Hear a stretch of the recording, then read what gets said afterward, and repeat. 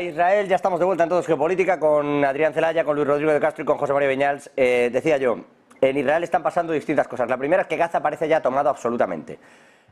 Hoy, decía, estábamos hace poquito viendo una rueda de prensa, si se puede llamar así, a lo que estaban haciendo en ese momento, pero bueno, hace una hora el líder de Hamas y el encargado de comunicaciones se han mostrado en una serie de vídeos con unas televisiones diciendo que en realidad les han colocado las armas en los túneles. No sé qué opinión merece esto.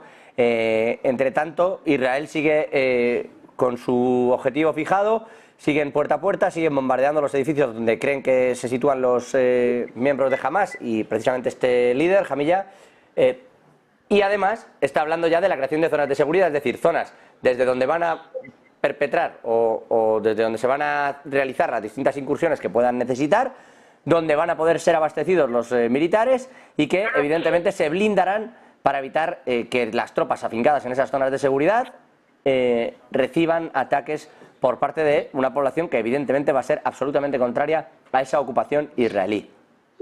¿Qué creéis que va a ocurrir allí? Dice la ONU que no quiere saber nada de estas zonas de seguridad y que viola el derecho internacional directamente. Primeras declaraciones solo al conocer el hecho de que se van a formar esas zonas. Adrián, José María, Luis, ¿cómo veis ambas curiosidades, ¿no? El hallazgo de esas armas, ¿qué creéis que ha ocurrido ahí? ¿Cuál es la visión que tenéis? Y todo este movimiento de las zonas de seguridad. Bueno, el tema de las armas en los túneles, eso era algo que se sospechaba, que se sabía y que pues ahora parece ser que se confirma, ¿no? Y precisamente esa es una de las cuestiones que lo decíamos en otras ocasiones, acabó propiciando la salida anterior de Gaza por parte de la fuerza israelí en condiciones un poco, entre comillas, deshonrosas, ¿no?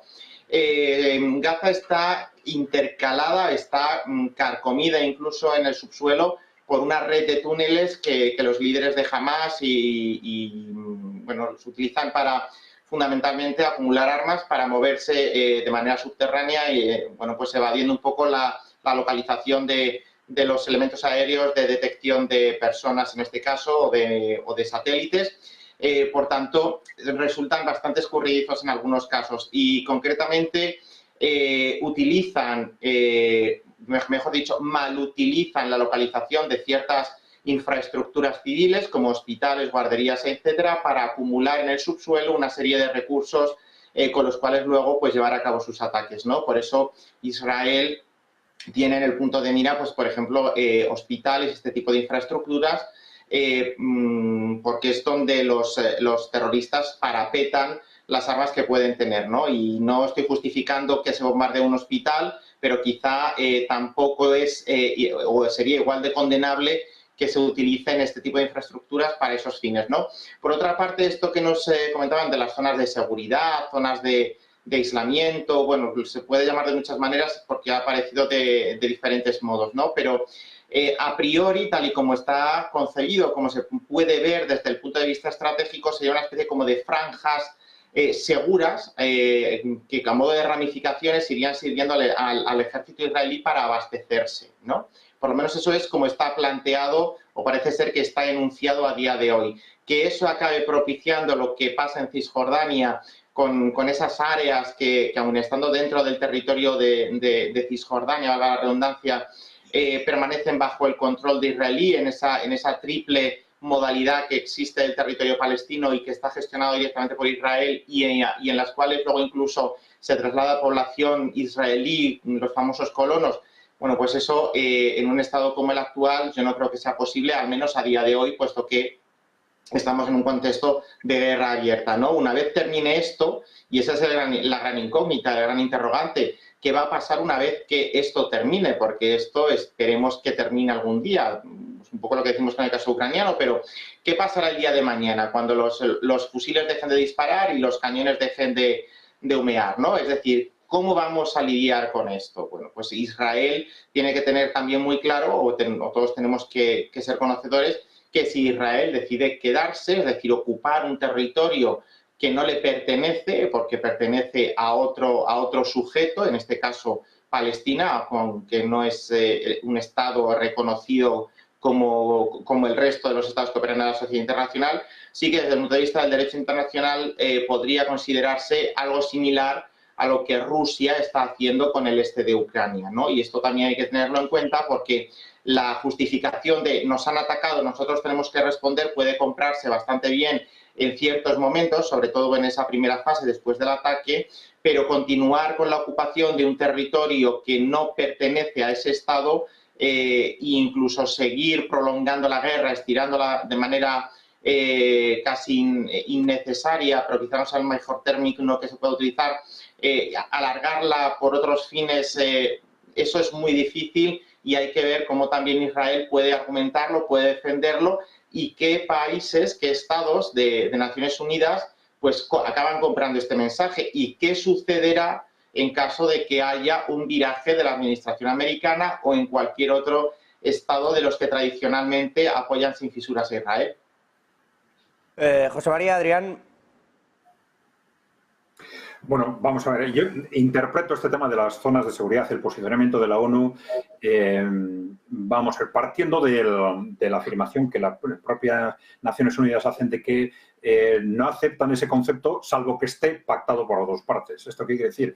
Que no se puedan utilizar este concepto de zonas seguras para en las que no considero seguras hacer lo que yo quiera, ¿no? Este puede ser un riesgo muy alto en las circunstancias actuales, en las que ha habido una tensión constante por parte de Israel para mover a la población a través, bueno, con esquemas que nos estaban un poco, digamos, anticipando un concepto de limpieza étnica, ¿no? Entonces, si yo establezco unas zonas a las que les llamo zonas seguras y se me reconocen como tales zonas seguras, parece que estoy diciendo que fuera de esas zonas seguras puedo hacer lo que quiera. Entonces, en la ONU han dicho, ojo, no, nosotros en esa dinámica vamos a entrar solo si está claramente definido qué población está, en qué, que la población civil está efectivamente dentro de esas zonas seguras y si las dos partes están de acuerdo.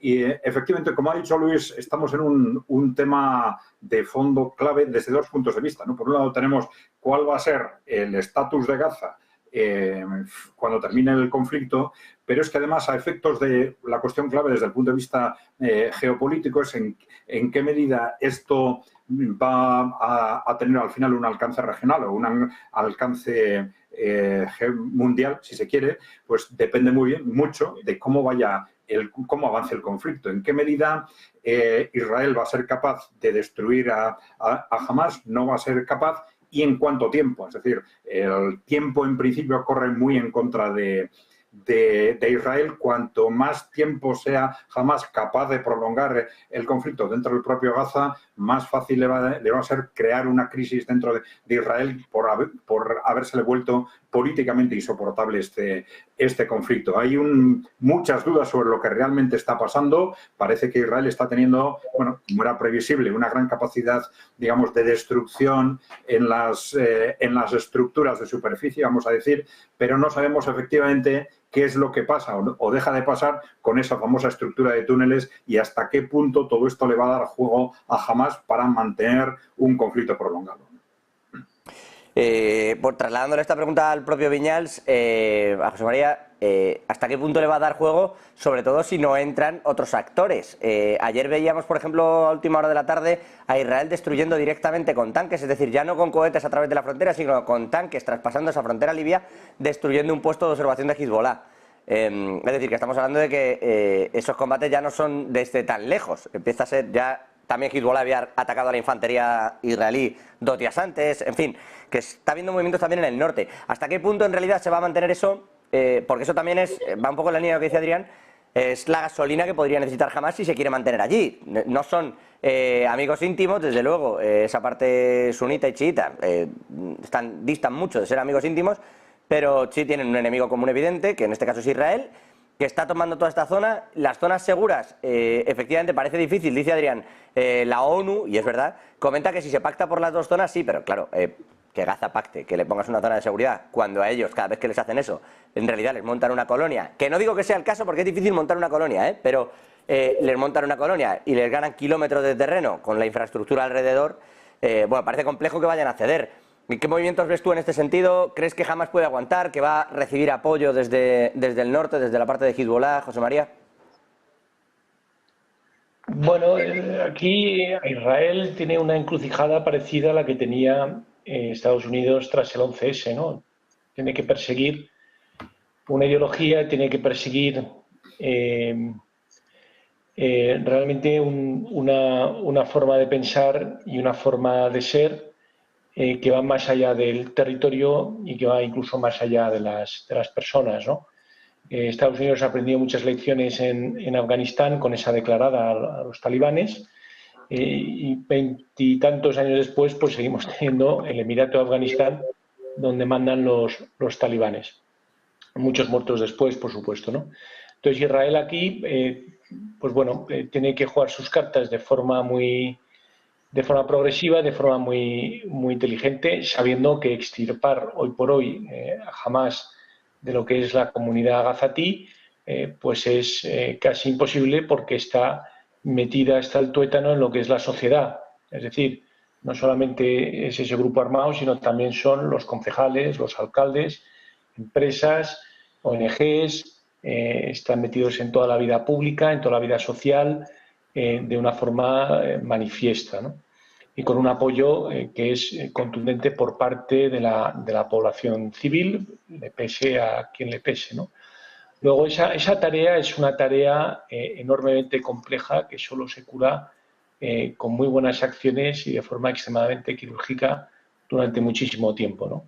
Y yo creo que la ONU, a sabiendas de que esas franjas de seguridad se pueden convertir en auténticas zonas de abuso y en auténticas excusas para la escalabilidad del conflicto, para mantenerlo latente, pues obviamente se opone, ¿no?